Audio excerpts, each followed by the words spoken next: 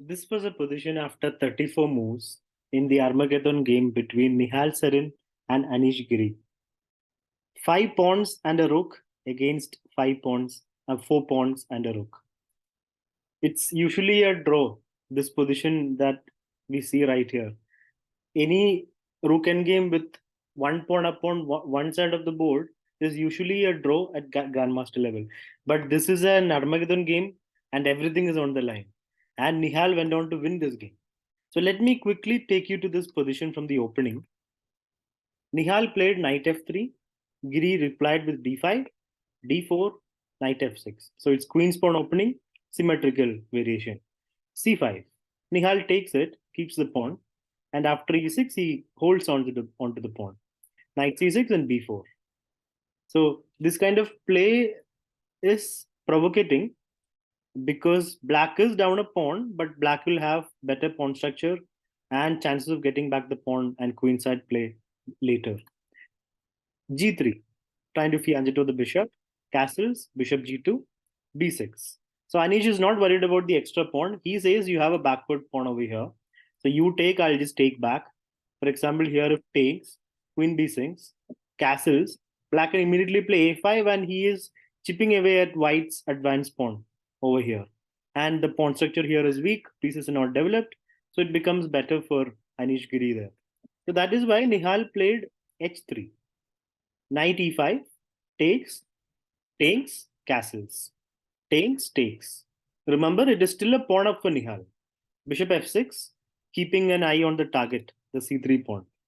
Queen b3, giving support to the c3 square, the pawn. Knight e5, bishop g2, and bishop d7, preparing bishop a4, hitting the queen. Knight a3, finally developing the piece, bishop a4, queen b2. And now queen d7. He's developing the queen, preparing the rook to come into the game. So one thing is clear, even though Nihal is up by a pawn, Anish has got enough play for that pawn because the c3 pawn is always a target. Bishop e3, attacking b6 and rook c8 comes. Takes and knight c4. Takes.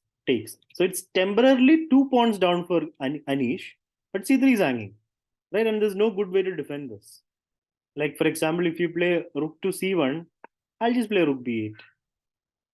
And now if you play bishop somewhere, let's say bishop e3, I can just take the pawn already, right? Because this pawn is pinned over here. So there is play for Anish. So queen b5 was played. After rook c1, queen b5 was played. Bishop d4, takes, and queen b4. So Anish is okay with being a pawn down because he needs just a draw. And remember, at the start, Nihal has 15 minutes, but he needs to win. It's Armageddon. So black has draw odds. And Giri has 13 minutes at the start, and he just needs to draw the game. So he probably believed this position is okay, even though he's a pawn down. There is enough activity for this to become a draw. So we go to the end game, and now e3, g5, bishop f3, bishop b5, and rook c7. A temporary incursion into the position. Bishop d3, rook comes back, attacking the bishop. Bishop e4, and now we have a proper rook endgame, double rook endgame. Rook c5, heading to the e5 square to attack the pawn. But then h6, defending the pawn, rook e5 and rook a4. Takes. And this is where we have the dreaded 5 pawn versus 4 pawn endgame. At top level, with enough time, this should be an easy draw for the grandmaster. But this is with the clock ticking down. With every second, the tension increases. So Nihal grinded down this position and won this. Let's see how he did it. King g7 was played by Anish. Nihal brought his king up. Rook moves. Rook d5. Just a few waiting moves. g4, king moves, king up. Nihal is just shifting his pieces around, trying to get the right setup to push the pawn. But he cannot push yet because the other pawn would hang. King moves. Rook e2. Of course, the last thing Anish would want is to go to the pawn endgame, which would be completely lost. 1 pawn endgame should be lost.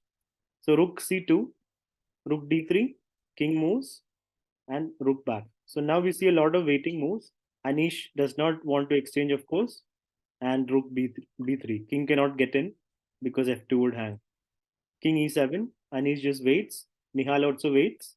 King f6, rook c3, So Nihal is just making moves, trying to get the right setup to push the pawns forward. But the king can't go up, right? Because the f2 pawn would hang. And finally, d5. King e5, takes. So normally you would not want to exchange of too many pawns, but the pawns are now broken for Anish.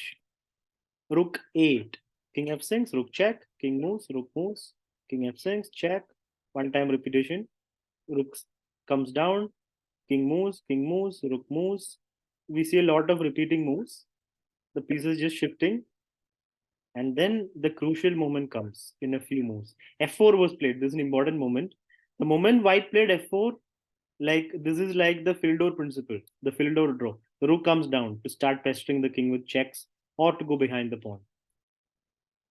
Anish wouldn't want to take because then there'll be two nice connected pawns for white. Rook moves, takes. So here he was forced to take because there was a threat of f5. f5 was in the air, and that was not something that you can allow. So takes, rook check, king moves. King moves back, rook moves because f5 was coming. Again, f5 is a threat, right? You don't want to allow that. So king moves back, repeating. Rook a6, just waiting. Rook check, king moves. Rook check, king f2. Rook moves, king g2. And rook goes to e1. So Anish is basically asking Nihal, how are you going to win this? Yes, of course, by now Anish would feel some pressure because the pawn is passed. Rook moves back, king f6, king f2. Again, we shift a little bit, a few waiting moves. The rook comes back, king g2. Nihal decides, understands that the rook belongs behind the pawn. He needs, and now he pushes. G5, king moves, and now he attacks the pawn. Rook defends it.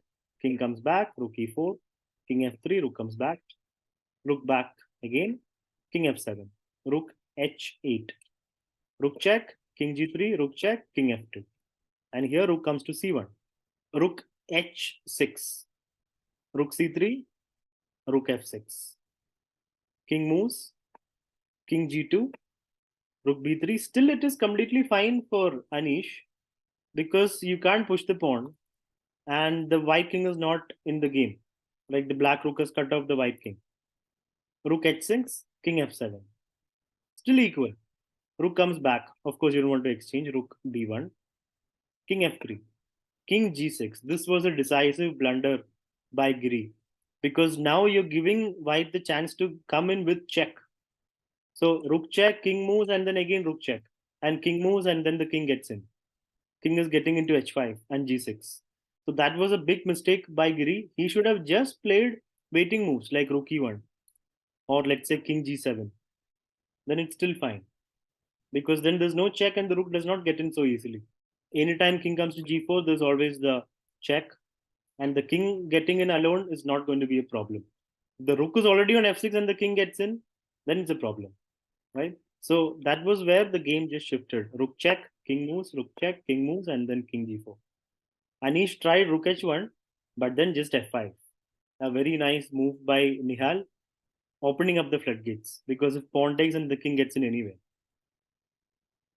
Takes, and here Anish resigned because the king is going to come in, and once that happens, the pawn is going to promote. We'll have the Lucina position soon if the game continued, and the pawn would be able to promote with a nice bridge from the white rook.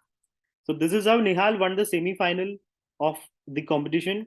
He was tied 2-2 in the semi-finals, and then this Armageddon match took him to the finals.